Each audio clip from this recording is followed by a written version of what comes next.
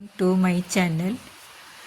ಇವತ್ತೊಂದು ಕೂರ್ಗ್ ಸ್ಪೆಷಲ್ ತೋರಿಸ್ತಾ ಇದ್ದೀನಿ. ಇದು ಸೊಪ್ಪು ಇದೇ ಸಿಗುತ್ತೆ, ನಮ್ಮ ಕಾಕಡ 18 ಅಂತ ಹೇಳ್ತೀವಿ, ಆಟಿ 18 ಅಂತ ಹೇಳ್ತಾರೆ.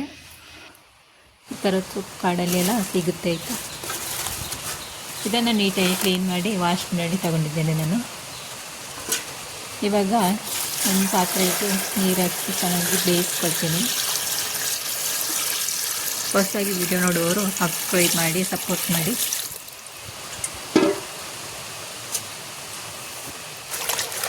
ನೀಟಾಗಿ ವಾಶ್ ಆದ ನಂತರ ಇದಕ್ಕೆ ಮುಳುಗುವಷ್ಟು ನೀರು ಹಾಕಿ ನಾನು ಬೇಯಕ್ಕಿಡ್ತೇನೆ. ನೀರು ಎಷ್ಟಪ್ಪ ಅಂದರೆ 1-2 ಲೀಟ್ರಷ್ಟು ಸಾಕಾಗುತ್ತೆ ನಾನು ಹಾಕಿದ್ದೆ ಸೊಪ್ಪಿಗೆ. ಇವಾಗ ಬೆಂದು ರೆಡಿಯಾಗಿದ್ದೆ ನೋಡಿ. ನೀರು ಹಾಕುವಾಗ ಬೇರೆ ಕಲರ್ ಇತ್ತಲ್ವ, ಇವಾಗ ನೋಡಿ ಬೇರೆ ಕಲರ್ ಆಗಿದೆ. ಈ ಥರ ಆಗಿದೆ ಕಲರು.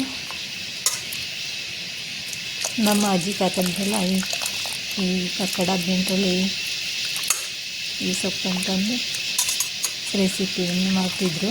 ಇದರಲ್ಲಿ 18 ಥರದ ಔಷಧೀಯ ಗುಣ ಇರುತ್ತೆ ಅಂತೇಳಿ ನಾವು ಇದನ್ನು ನಮ್ಮ ಆಷಾಢ ಮಾಸದಲ್ಲಿ ಮಾತ್ರ ಮಾಡ್ತೇವೆ. ಇದು ಮಳೆಗಾಲದ ಸ್ಪೆಷಲ್ ಡಿಶ್ ಆಯಿತಾ. ಇವಾಗ ಒಂದು ಕುಕ್ಕಿಂಗ್ ಪಾತ್ರೆ ತಗೊಂಡು ಅದಕ್ಕೆ ಅಕ್ಕಿಯನ್ನು ಹಾಕ್ಕೊಂಡು ನೀಟಾಗಿ ವಾಶ್ ಮಾಡ್ಕೊಂಡಿದ್ದೇನೆ. ಈ ಕಪ್ಪಲ್ಲಿ 1.5 ಕಪ್ ಹಾಕ್ಕೊಂಡಿದ್ದೇನೆ ಮೆಜರ್ಮೆಂಟ್ ಅಳತೆಯಲ್ಲಿ. ಇವಾಗ ಸ್ವಲ್ಪ ಉಪ್ಪನ್ನು ಸಹ ಸೇರಿಸ್ಕೊಳ್ತಿದ್ದೇನೆ. ಕೊಡಗಿನಲ್ಲಿ ಆಟಿ 18 ಕಾಕಡ 18ರಲ್ಲಿ ಎಲ್ಲರ ಮನೆಯಲ್ಲೂ ಮಾಡ್ತಾರೆ ಈ ಥರದ ರೆಸಿಪಿ. ಕಾಳು ಮೆಣಸಿನ ಪುಡಿಯನ್ನು ಹಾಕ್ಕೊಂಡಿದ್ದೇನೆ. ಸ್ವಲ್ಪ ಅರಿಶಿಣದ ಪೌಡರನ್ನು ಹಾಕ್ಕೊಳ್ತೇನೆ ನಾನು. 1-2 ಎಸಳು ಬೆಳ್ಳುಳ್ಳಿಯನ್ನು ಕಟ್ ಮಾಡಿ ಹಾಕ್ಕೊಂಡಿದ್ದೇನೆ. ಇವಾಗ ನಾನು ಸೋಸಿಟ್ಟಿರುವಂತಹ ನೀರನ್ನು ಹಾಕ್ಕೊಳ್ತೇನೆ.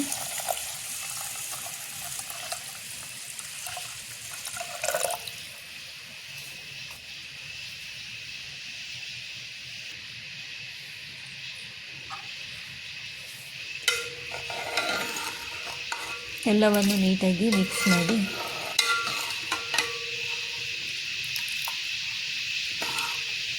ಬೇಯಕ್ಕಿಡ್ತೇನೆ. ಚೆನ್ನಾಗಿ ಬೇಯಬೇಕಿದು.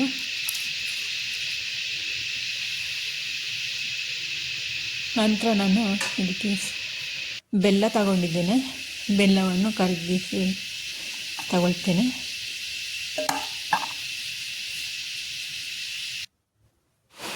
ಬೆಂದಾದ ನಂತರ ಈ ರೀತಿ ಇದೆ ನೋಡಿ, ಚೆನ್ನಾಗಿ ಬೇಯಬೇಕು ಅಕ್ಕಿ.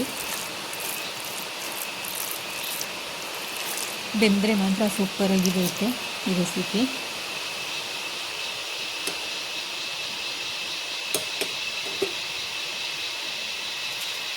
ನಂತರ ನಾನು ಇದಕ್ಕೆ ಒಂದು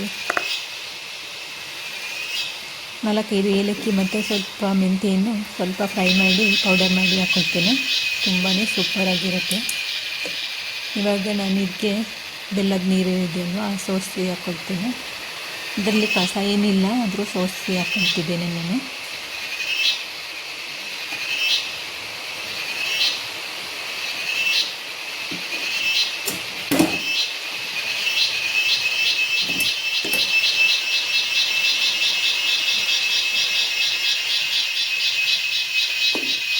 ಎಲ್ಲವನ್ನು ನೀಟಾಗಿ ಮಿಕ್ಸ್ ಮಾಡ್ಕೊಳ್ತೇನೆ ನಾನು ಇವಾಗ.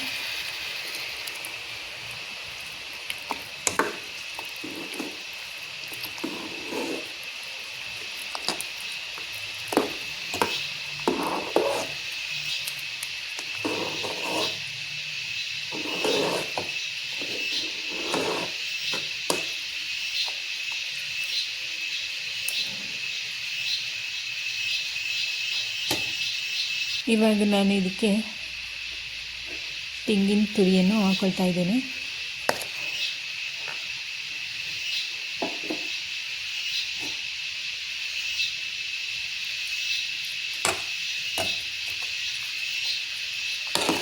ಎಲ್ಲವನ್ನು ನೀಟಾಗಿ ಮಿಕ್ಸ್ ಮಾಡಬೇಕು.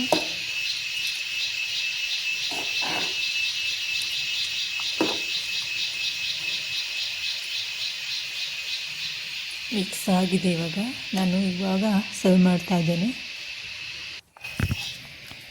ಒಂದು ಪ್ಲೇಟ್ ತಗೊಂಡು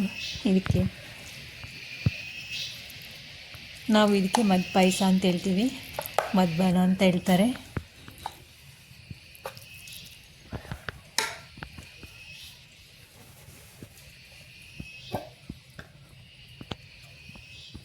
ಸೂಪರಾಗಿರುತ್ತೆ ನೋಡಿ. ಇದಕ್ಕೆ ನಾನು ತುಪ್ಪವನ್ನು ಹಾಕ್ಕೊಳ್ತಿದ್ದೇನೆ. ನಂತರ ನಮ್ಮ ಕೊಡಗಿನ ಜೇನುತುಪ್ಪವನ್ನು ಆ್ಯಡ್ ಮಾಡ್ತಾ ಇದ್ದೇನೆ.